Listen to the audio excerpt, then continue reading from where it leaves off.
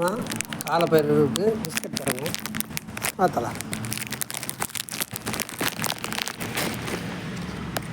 இந்த தலை சாப்பிட்டு தலை தலைவரே சாப்பிடு. காலப்பயிறு சாப்பிடுங்க. காலப்பயிறு இருக்குது. அமாவாசை தை அமாவாசைங்க. அதனால் நம்ம முடிஞ்சால் அன்னதானம்.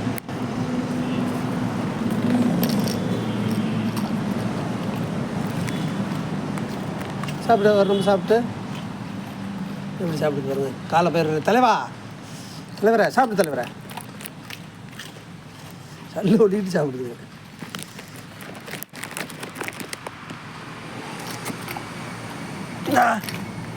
சாப்பிடு சாப்பிடு. ஒரு அன்னதானம் வழங்குற மாதிரி.